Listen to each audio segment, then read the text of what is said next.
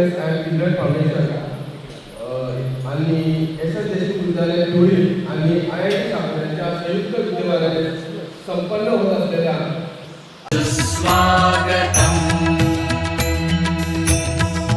स्वागतम सुस्वागतम।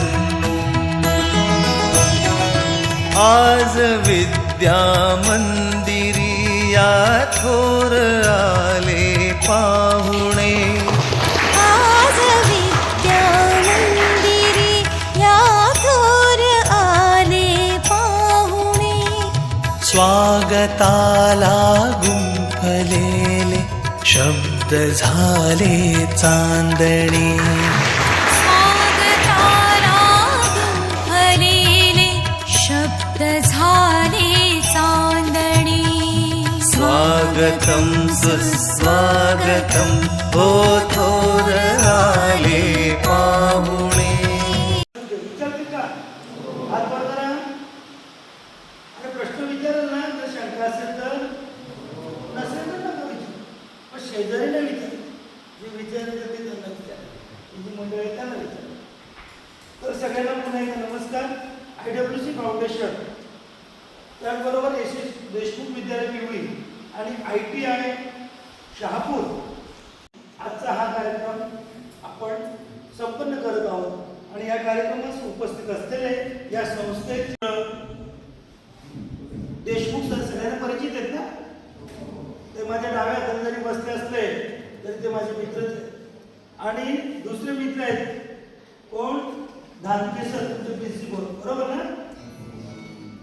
ते त्याच्यानंतर आपल्याला शहापूरवरून खास करून माहिती देण्यासाठी ते उपस्थित असलेले मनोज मांगे सर,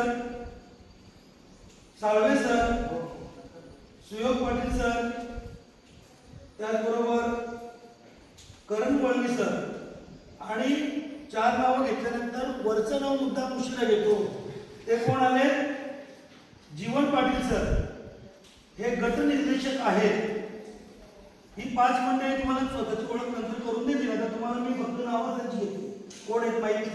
जेव्हा तुम्हाला लेक्चर देण्यासाठी उभे राहतील त्यावेळेला तुम्ही त्यांची नावं लक्षात ठेवणार किंवा पुन्हा लिहून घेणार ना? वही वगैरे आणलेले? संस्था किती चांगली बघा तुमची, तुम्हाला आत्तापासून काहीतरी तुमच्या जीवनात चांगल्या गोष्टी घडाव्यात म्हणून हा प्रयत्न आहे। त्याचबरोबर इथे उपस्थित असलेले माझे मित्र शेलवणे सर, जाधव सर, तुम्ही विद्यार्थी मित्रांनो, आणि नवीनच या संस्थेचे IWC फाउंडेशनचे नवनिर्वाचित सचिव माझे स्नेही कोण आहेत? यांचं नाव काय? भूषण कोरडे सर, ओळखता का? रत्नाईवाडीची मंडळी ओळखत असतील त्यांना?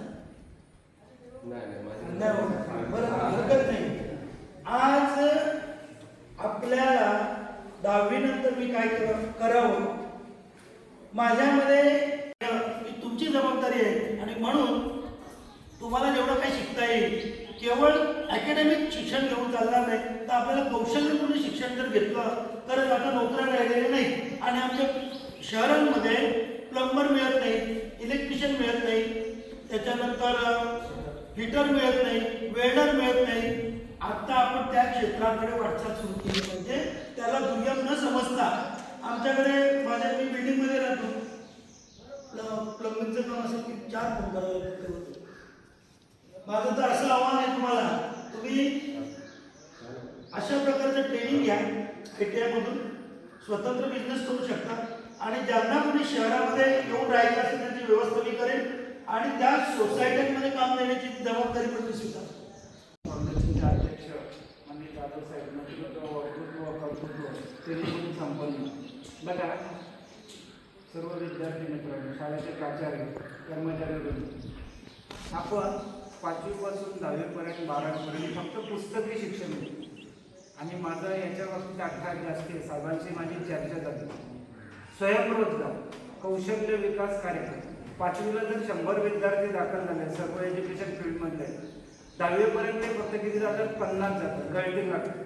आणि ग्रॅज्युएशनपर्यंत फक्त किती जातात? 10 विद्यार्थी जातात। 90% विद्यार्थी गळती होते, शासन संपूर्ण गळती होते। म्हणजे कोण लग्न करतो, कोण वीट भट्टीवर जातो, कोण घोडावरला जातो, 90% विद्यार्थी बेकार राहिले का? मग त्याच्यासाठी साहेबांनी आता जसं सांगितलं, आता आपल्याकडे जे फोटो लावायचे राहिलेत आपल्याकडे, कारपेंटर मिळत नाही, त्यांना पुन्हा पुन्हा फोन करावा लागतो. आपल्याकडे कारागीर राहिलेले नाही, वाईट वाटून घेऊ नका.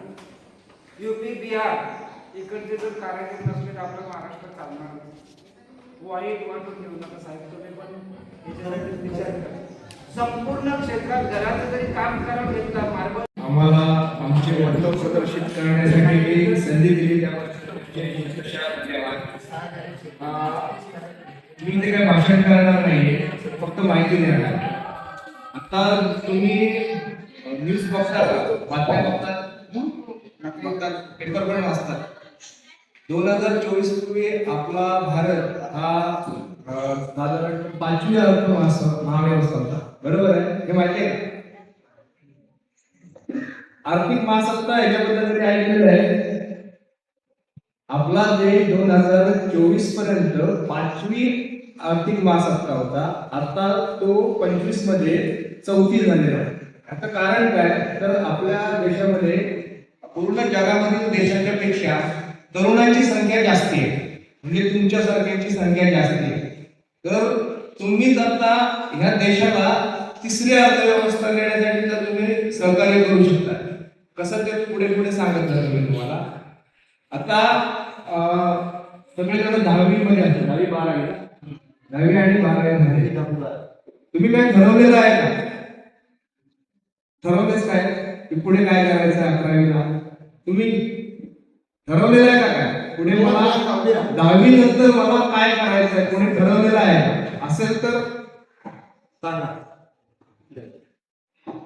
सांगायचं, तुम्ही सांगाल तर मी पुढे पुढे जाईल. काय करायचं ठरवलं असेल? हा बरोबर. मला मोठं झाल्यावर सैनिक व्हायचे. सैनिक बरोबर, एकदा काहीतरी मुलं आहे त्याच्यानंतर बाकी जणी पुढे काय ठरवलं नाही, तिने एकच ठरवलंय नाही ठरवलं. ठीक आहे, आता मी सांगतो तुम्हाला काय काय करायचं. प्रत्येक विद्यार्थ्यामध्ये वेगवेगळी क्षमता आहे तुमच्यामध्ये. जो ज्याला इलेक्ट्रिशियनचं काम जमणार नाही तो प्लंबिंगचं काम चांगलं करू शकेल, ज्याला प्लंबिंगचं काम करायला जमणार नाही तो मोटर मेकॅनिकचं काम चांगलं करेल. यामध्ये कसं होतं की मला स्वयंरोजगार करायचा आहे, हे कधी करणार? तुमच्या हातामध्ये कौशल्य असेल तेव्हा. तुम्ही असं करणार का की मी उद्योग टाकेल, वडील मला पैसे देतील आणि मी 4 माणसं कामाला ठेवेल, असं होऊ शकतं का? होऊ शकतं का? नाही होऊ शकत ना. मग काय करावं लागेल? तुम्हाला तुमच्यामध्ये कौशल्य निर्माण करावे लागते. तर ती तुमच्या आवडीप्रमाणे जर कराल तर त्यात तुम्ही फार पुढे जाल. पण कोणीतरी सांगते की मी इलेक्ट्रिशियनला ऍडमिशन घ्या, कोणी फिटरला घ्या, तर ते ऐकून करू नका. तुम्हाला जे आवडते त्यातच तुम्ही प्रगती करणार, बरोबर? आता ITI बद्दल किती जणांना माहिती आहे?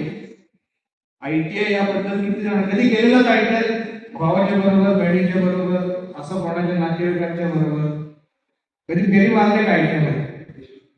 नसेल मारले तर आम्ही आमंत्रण देतो सर्वांना की त्यांनी मुलांना एकदा ITI मध्ये 1-2 तासाची व्हिजिट आहे ना, ती व्हिजिट द्यायला सांगा, तर त्याला कळेल. तसं आम्ही घेऊन येतो.